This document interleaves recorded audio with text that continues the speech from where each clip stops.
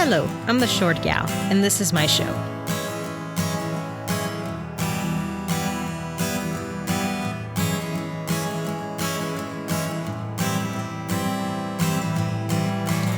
This show is named like this as a metaphor, as I see being short a disadvantage in the society I live in. But this podcast is not about the vertically challenged. It's more than that. It's about conversations and sometimes monologues on how people have been able to overcome challenges when they thought they had no chances of succeeding. It's about society, leadership, and advice. This is episode 003, Challenge. I want to learn to podcast. I actually didn't think this was possible to do, but here I am recording my third episode. On my first episode, I explained a little bit about how the idea of podcasting came about. I discovered podcasting by chance. In fact, no one really told me there was a podcast app on my phone when they clicked on it and started exploring. I started listening to the Success Magazine podcasts. Later on, I added other podcasts to my list, like the Tony Robbins podcast and the Tim Ferriss Show, which I listen to regularly, among others. I was interested in the idea of starting a branded podcast for work, which is still in my plans, and a podcast for my church, and I had mentioned this to my boss at the time and the bishop at my church, but the ideas kind of stayed there. I found out after that about PodFest 2017. This is a conference for podcasters that was being organized by Chris Krimitsos, a huge influencer in the Tampa Bay area. So I attended the conference and was incredibly motivated and overwhelmed at the same time. I discovered, for instance, that it was not as simple as I thought it was, and that there was more to it on the technical aspect that I was considering. I met wonderful people at this event that I still keep in touch with, and I highly recommend those who are interested in this fascinating world of podcasting to find out more about it. I brought the idea to my work, and while my boss at the time seemed interested, it would require the collaboration of other departments, and at this time everyone's busy with other things, so the idea has been tabled for now. But I really wanted to keep the momentum going, and while I don't have the time necessarily for this, I decided to move some priorities around to be able to start. So on this episode, I'd like to tell you guys, my listeners, what steps I took to begin podcasting, and what my plans are for the future. Keep in mind that I'm not an expert, and I'm just starting, and this may not be the right way of doing this, but I'm very empirical sometimes, and this is what's worked for me 3 episodes in. Number 1, I started by coming up with an idea. I really wanted to do a podcast on women and technology, but there are others out there that are very popular. I also thought about doing one about women in leadership positions, but there's also one about that. That's when I decided to just do one that would be broad enough in terms of topics, that I could incorporate my favorite subjects in, such as technology, business, and leadership. And this is what I'm trying to do with my podcast. I named it this way because there wasn't another podcast called The Short Gal Show, and it became a perfect metaphor for an unfair world. And despite my husband's doubts, it became the name of the show. On the subject of coming up with an idea, I have to say that I found the Podcast Planner, created by Adi Saucedo, a great source to begin thinking about the format and topics I wanted to include. I'm not being endorsed by the Podcast Planner, but I'm happy to give them a shout out. Please find their website on the show notes. Number 2, I am in the visual production industry, so one of the first things I did was to design a concept for my logo. It was just to give me an idea. After that, I consulted with one of my best friends who owns a boutique multimedia agency, and she designed my logo. I paid my friend for the design, and this is something that I want to remind everyone. Try not to ask favors from people who make a living designing, building websites, or producing videos. We all have to pay bills, and paying for those services is the right thing to do, even when the designer is one of your best friends. By the way, shout out to my best friend and her business partner at Enjoyed Multimedia. Number 3. Soon after I received a final design, I went ahead and created a WordPress site for The Short Gal Show. I went to GoDaddy.com and added the new domain and WordPress site to a hosting I currently own. I decided to make it as uncomplicated as possible and put together a super simple blog style page. This is only to be able to share my show somewhere outside of apps. Number 4. The next thing I did was to make a decision whether I wanted to obtain the RSS feed from my WordPress site or from a hosting service. So let's stop here for a little bit. What is this? In order to be able to share a podcast, you need to use RSS feed. Really simple syndication or rich site summary.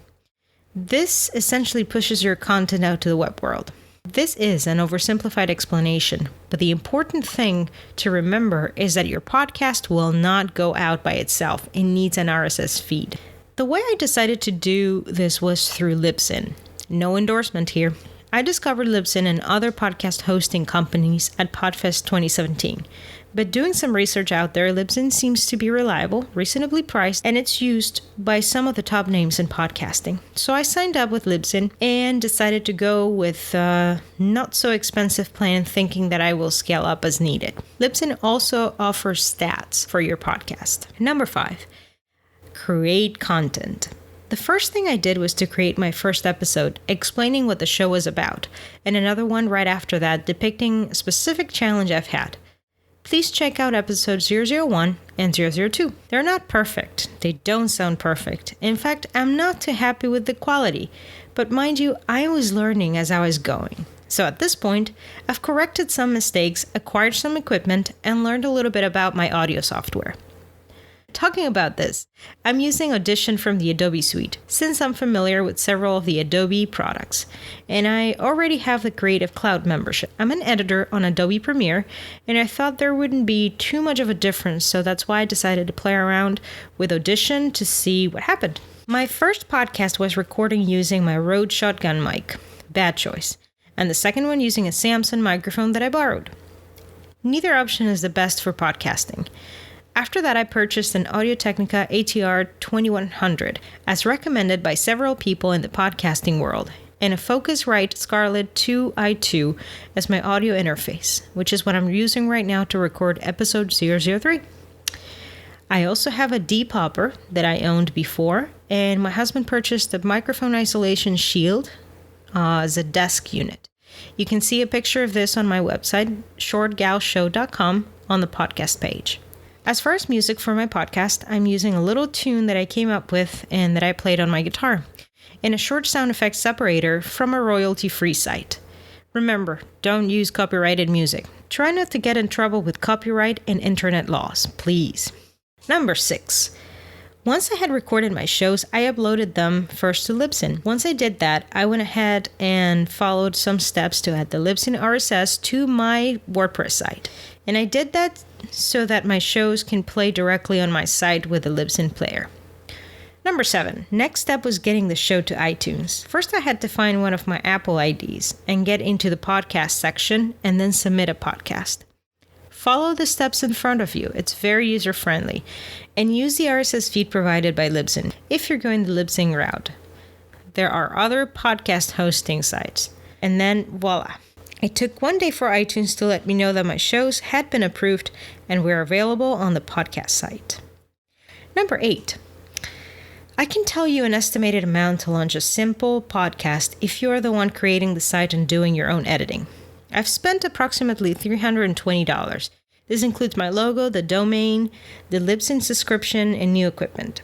You can do this on the least expensive end by creating your own logo and using the equipment that you have available. I figured I could use the equipment for other purposes and it would be worth my expense. You can also go the more expensive route if you outsource other parts of the process. I am totally for outsourcing when it makes sense to each person. If you don't feel like learning a new program and prefer that someone else edits your shows, there are people out there who do that, and as a matter of fact, I can give you some recommendations. Just get in touch with me via my website. That's that up until this point. In the future, I hope to add a few more things. One of them is that I'm actively looking for guests for my show. People who have had a challenge in life and would like to share ways to overcome that particular challenge. This will expand my knowledge on recording using 2 microphones at the same time and recording Skype calls. I'll tell you more about that when I've experienced it. I also plan on adding more hosting space to my Libsyn account and perhaps improving my website. I'd also like to add my podcast to Google Play for the Android users and maybe Stitcher in the future. And depending on the subject, my shows may become a little bit longer. And who knows, maybe a sponsor will be interested in this Short Gal show and start sponsoring my shows. Please let me know if you're interested. Anyway, that's that as far as podcasting. Please send me your comments through my website, shortgalshow.com, and let's stay in touch. Thanks for listening, and thanks for joining me today.